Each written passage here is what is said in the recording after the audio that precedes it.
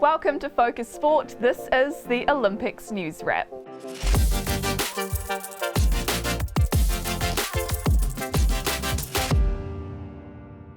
Kia ora, I'm Sherry Kinnear and we're already at day 6 of the Tokyo Olympic Games. Unfortunately, no medal last night in the canoe slalom, but a lot more opportunities to come, including a shot at the podium today for our rowers Brooke Donoghue and Hannah Osborne. So let's take a look at what you might have missed from day 5. Luka Jones missed out on a medal after a disappointing run in the final of the K1 slalom. The Rio silver medalist crossed the line in a time of 110.67, even after avoiding penalties, but she was well off the pace from what had been a promising effort in the semi-finals. New Zealand heavyweight David Nika cruised into the second round of the Olympic boxing, winning his bout against Yunus Bala. He clearly frustrated his opponent as the Moroccan attempted to bite him. Nika posted a pic of the incident on Instagram with the caption, "Somebody's got a sweet tooth." America's Cup stars Peter Burling and Blair Tuke bombed in their opening Olympic race with a 12th place finish. Now rounding off an overall disappointing day for our sailors, and we'll bring you more of that later in the show with our sailing professor Mark Orams. The All Black Sevens are one win away from a medal, securing their spot in the semi-finals with a narrow 14-12 win over Australia in their final pool game and a 21-10 win to beat Canada in the quarters. The Black Sticks men's push for a medal got harder after being held to a 2-2 draw by Japan in their third pool match. They're now sitting at third, equal on 4 points with Argentina, but holding a better goal difference and behind India and unbeaten Australia, who they face next. The Football Ferns have been eliminated from the games. They needed to win their final match of Group G to have any hope of progressing to the knockout stages, but those hopes were dashed when they conceded 2 goals to lose 2-0 to Sweden. And Erica Fairweather fell short of her second finals appearance, finishing 8th in the 200-metre freestyle semis, while Zach Reed won his heat in the men's 800-metre freestyle. In international news, American gymnastics star Simone Biles has withdrawn from the Tokyo Olympics after saying she wasn't in the right headspace to compete. Her shock decision came during the women's gymnastics team final after just one rotation. Women's second seed Naomi Osaka was knocked out of the tennis tournament. She suffered a shock straight sets loss to Czech Marketa Vondrousova in the third round. Flora Duffy of Bermuda won the women's triathlon, bringing home her country's first ever Olympics gold medal. And world surfing champion Italo Ferreira, who knocked Billy Stearman out of the competition, our Kiwi there, pulled off a huge aerial move on the finals day, scoring a near-perfect 9.73 out of 10 for the twisting 540 degrees air reverse move that he landed. That looked very impressive.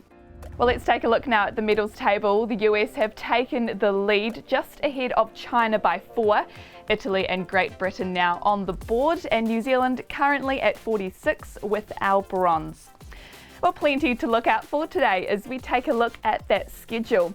Brooke Donoghue and Hannah Osborne race in the women's double sculls final just after midday. You won't want to miss that one, a medal almost certainly up for grabs there. Then the All Black Sevens, they play their semi-final at 2 o'clock, and plenty more sailing. And the Ollie Whites are back in action too at 8:30 with a critical match against Romania. The men's side's quarterfinals hopes hang by a thread despite opening their campaign with a shock historic win over South Korea, a 3-2 loss to Honduras hampering their chances. While speaking to media from Tokyo, head coach Danny Hay said they won't be leaving anything out on the field tonight. Look, we've been disappointed with at times how easily we've given up possession and then been on the back foot for times off the back of that. We have to be true to ourselves, and we've been very clear that we want to play a style of football that reflects us as a group and New Zealanders. So we're going to still keep encouraging the players to be courageous, to try and play at the right time. And we don't want to walk away with any what-ifs. Everybody knows in sport that's the worst feeling. What if we'd had a real go? What if we'd done it? So we're not going to die wondering. We're going to give the Romanians a really good game. Well, all the best to the boys tonight in that game. Now, our sailing professor, Mark Orams, is here now, as you can see. Great to have you here, Marco. Thanks so much for joining me. As we mentioned earlier in the news, our sailors, they've been off to less than an ideal start. What have you actually made of it so far? Yeah, kia ora, Sheree. Nice to be back talking sailing with you again. I don't think there's any way that we could spin it to say this is a solid start from the Kiwi sailing team, but it is a very long regatta, even though we have no crews in the top 10 at the moment. They're not far off it. What that's showing to me is a little bit of race rust. I think the Kiwis are suffering from really not having a lot of international competition over the last 12 to 18 months for obvious reasons. Yeah, I mean, we saw Pete and Blair there, not a great start from them. Obviously, Molly and Alex as well, a big capsize from them too.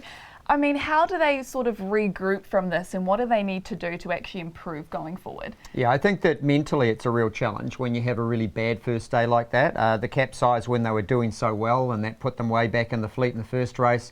And then they were over the line early, and even though they won the race on the water, they were disqualified for breaking the start early in their second race. So that's a bit of a shocker, quite frankly.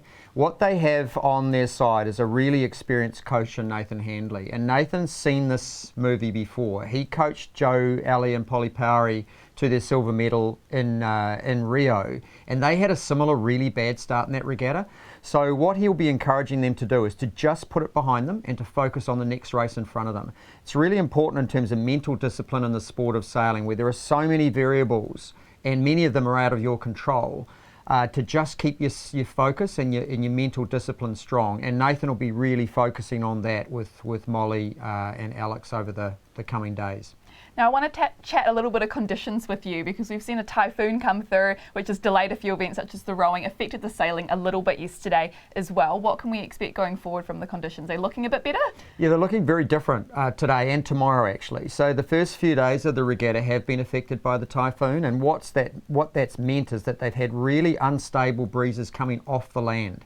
And in particular, the land there in Sagami Bay is affected by the breeze ends tumbling across the water, and it's also so warm. The water temperature is 26 degrees, air temperature is 32 degrees, and that means you get a lot of movement of the wind, not just across the water, but up and down as well. So that's what I mean by tumbling and quite turbulent. That makes it really difficult to predict what's going to happen, and we've seen a game of snakes and ladders out there on the racing course over the first few days of the regatta. And what we'll see today and tomorrow is a very different situation. As the effect of the typhoon moves away, we're ending up with onshore winds, much stronger winds, bigger waves and more stable. That generally is something the Kiwis really like. Yeah, hopefully they will be heading off for a better result today as we sort of keep in touch with them, and you'll be joining us again in studio later in the week as we review how they get on. Now, you can keep up to date with when our sailors and all the other Kiwis are competing and how they're doing with our real-time Kiwis Games tracker, and find out more about our athletes and teams with our interactive schedule. Simply click on a name to look at their bios, past games performances, upcoming events and medal chances. Plus, you can catch live commentary of key events on News Talk ZB, the official radio broadcast partner of the Olympic Games, Tokyo 2020. We'll also have expert analysis on the DRS and Sports Talk, as well as our daily Olympic podcast, Tokyo in 20. Thanks again, Marco. Thanks so much for coming in, and enjoy all of the sailing today if you manage to catch that. I'll be back tomorrow morning to wrap all of the news and more. I'm Sheree Kinnear for Focus Sports.